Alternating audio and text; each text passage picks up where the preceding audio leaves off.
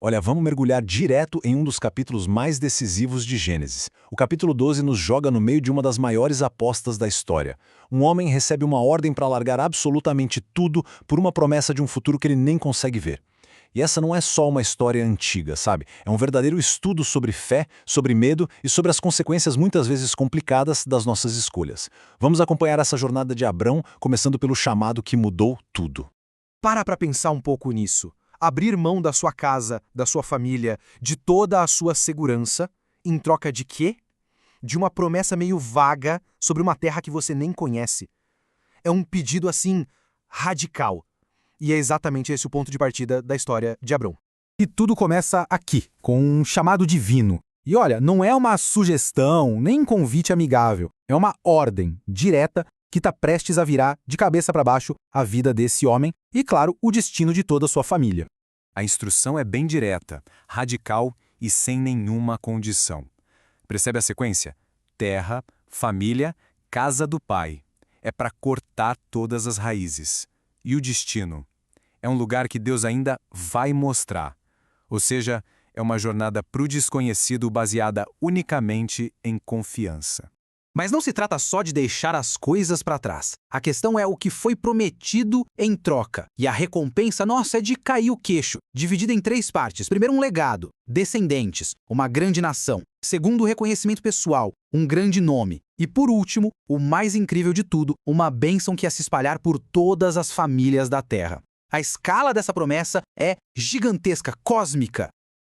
Diante de uma promessa tão enorme, o que Abrão faz? Ele não hesita. Ele age. Essa parte da história mostra justamente os primeiros passos dessa jornada. A fé dele se transformando em ação, em pegadas no chão. E a gente não pode ignorar esse detalhe que é crucial.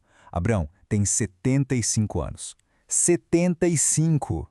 Essa é uma idade que a gente pensa em se aposentar, não em começar uma vida do zero numa terra estranha.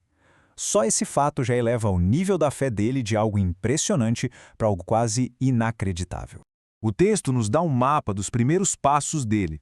De Harã, ele entra em Canaã, passa por Siquém, por Betel e vai descendo, sempre em direção ao sul, para um Negueb. Cada passo desses é um ato de obediência, entrando cada vez mais fundo numa terra que, vale lembrar, já era habitada por outros povos, os cananeus. E olha que interessante o que ele faz nas suas primeiras paradas. Ele constrói altares. Isso não é só um ato religioso, é como se ele estivesse fincando bandeiras espirituais no solo, sabe? Cada altar é uma declaração de lealdade e uma forma de reivindicar a promessa que o levou até ali. Mas a gente sabe, né? A jornada da fé raramente é uma linha reta. E aqui a história introduz o primeiro grande teste.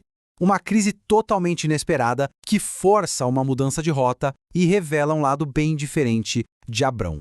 A ironia aqui é forte. Ele chega na tal terra da promessa e dá de cara com uma fome severa.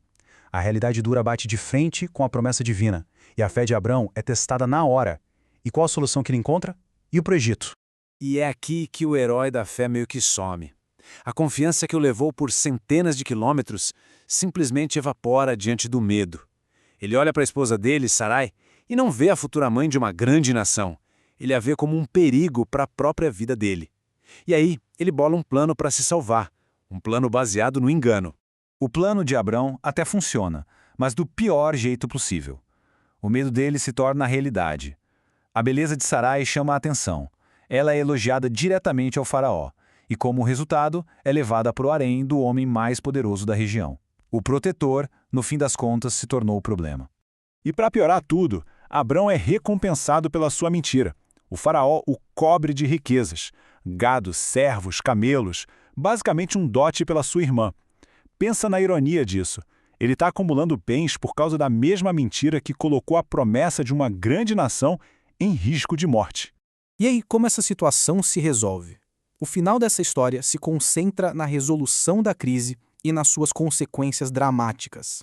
E um spoiler, a solução não vem de Abrão. Pois é, quando o herói humano falha, a história mostra uma intervenção divina direta. O texto diz que o Senhor atingiu o faraó e sua casa com grandes pragas. É assim que a verdade aparece, não porque Abrão confessou, mas por uma ação de fora. Tenta imaginar essa cena, o poderoso faraó, líder de uma civilização, confrontando o Abrão. As perguntas são diretas, cheias de raiva e justas. O líder pagão, que ironia, assume a superioridade moral, repreendendo o homem da promessa pela sua desonestidade. A conclusão desse episódio todo é uma expulsão. O faraó devolve Sarai e manda seus homens escoltarem Abrão, a esposa e todas as riquezas que ele ganhou para fora do Egito. Ele é mandado embora, de uma forma bem vergonhosa. E isso nos traz de volta ao Abraão. Ele começa como modelo de fé, mas na primeira dificuldade, ele se transforma num mentiroso movido pelo medo. Ele não é um herói simples. E o que isso nos diz? Talvez as histórias mais importantes não sejam sobre pessoas perfeitas, mas sim sobre pessoas cheias de falhas que, de alguma forma, são usadas para propósitos extraordinários. Essa tensão entre a fé e o medo não é só a história de Abrão. No fundo, é um pouco da nossa também.